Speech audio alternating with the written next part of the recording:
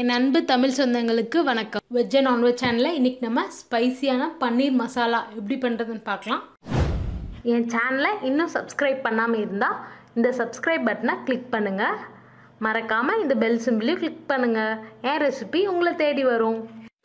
100 gram அளவுக்கு பன்னீர் எடுத்திருக்கேன். இதில் 1/4 டீஸ்பூன் அளவுக்கு மிளகாய்த்தூள், 1 பிஞ்ச் அளவுக்கு மஞ்சள் தூள், 1/4 டீஸ்பூனுக்கு குறைவாக கரம் மசாலா, 1 பிஞ்ச் அளவுக்கு உப்பு, 1 ஸ்பூன் அளவுக்கு தண்ணி, இதெல்லாம் சேர்த்து நல்லா மிக்ஸ் பண்ணிடலாம். எல்லா பன்னீர்லேயும் கோட் ஆகிற மாதிரி. ரொம்ப ட்ரையாக இருந்துச்சுன்னா இன்னும் கொஞ்சம் தண்ணி ஆட் பண்ணிக்கோங்க. மசாலா பன்னீரில் நல்லா கோட் ஆகிடுச்சு. இது ஒரு 10லேருந்து 15 நிமிஷம் ஊறட்டும். பேன் வச்சு அதில் 2 டீஸ்பூன் அளவுக்கு நெய் ஆட் பண்ணியிருக்கேன். பன்னீர் ஒரு 15 மினிட்ஸ் நல்லா ஊறிடுச்சு. இப்போ இதை நம்ம நெய்யில் சேர்த்துடலாம். 2 மினிட்ஸ் பன்னீர் நல்லா ஃப்ரை பண்ணிக்கலாம். எல்லா பக்கமும் படுற மாதிரி நல்லா மிக்ஸ் பண்ணி விட்டுக்கோங்க. பன்னீர் 2 நிமிஷம் நல்லா ஃப்ரை ஆகிடுச்சு. இப்போ இதை வேற ஒரு பாத்திரத்தில் மாற்றிடலாம்.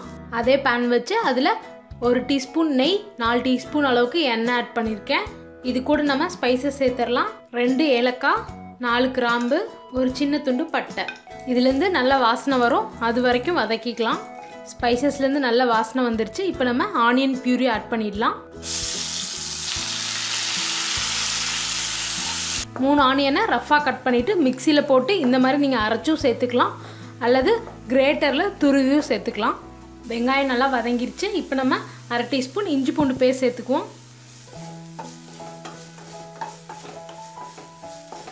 இஞ்சி பூண்டில் பச்சை வாசனை போனதும் நம்ம மசாலா சேர்த்துக்கலாம். 1 டீஸ்பூன் மிளகாய்த்தூள், காஷ்மீர் ரெட் சில்லி ஆட் பண்ணிங்கன்னா இன்னும் நல்லாயிருக்கும்.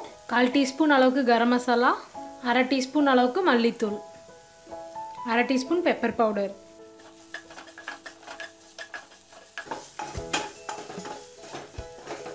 மசாலாவில் பச்சை வாசனை போனதும் நம்ம டொமேட்டோ பியூரி ஆட் பண்ணிக்கலாம். 3 தக்காளியை மிக்ஸி ஜாரில் சேர்த்து நல்லா அரைச்சி எடுத்திருக்கேன்.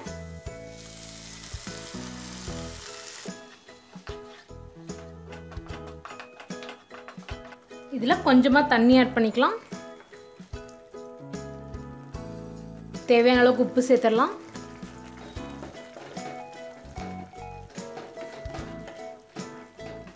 தக்காளியோட பச்சை வாசனைலாம் போயிடுச்சு. 1 டீஸ்பூன் அளவுக்கு கஸ்தூரி மேத்தி சேர்த்துடலாம்.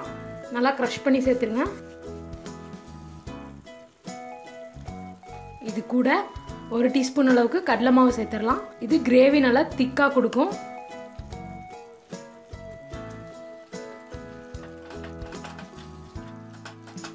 இப்போ நம்ம இதில் நெய்யில் வறுத்து வச்சுருக்க பன்னீரை சேர்த்துடலாம்.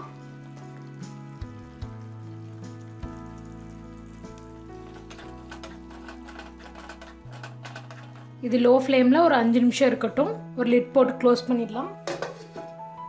5 நிமிஷம் ஆயிடுச்சு. நம்ம ஓப்பன் பண்ணி பார்த்துடலாம். கிரேவி ரொம்பவே சூப்பராக திக்காக ரெடி ஆயிடுச்சுங்க. எண்ணெய்லாம் மேலே வந்துருச்சு. இது சப்பாத்தி ரோட்டி கூடலாம் சாப்பிட்டிங்கன்னா ரொம்பவே சூப்பராக இருக்கும். நார்மலாக பன்னீர் பட்டர் மசாலா அதிகமாக ஸ்பைசஸ் இல்லாமல் இருக்கும்.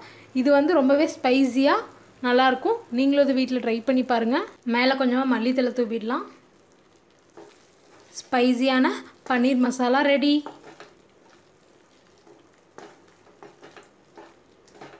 இந்த ரெசிபியை உங்கள் வீட்டில் கண்டிப்பாக ட்ரை பண்ணி பார்த்துட்டு எப்படி இருந்ததுன்னு எனக்கு கமெண்ட்டில் போடுங்க. மறக்காமல் வெஜ் அண்ட் நான்வெஜ் சேனலை சப்ஸ்கிரைப் பண்ணுங்கள்.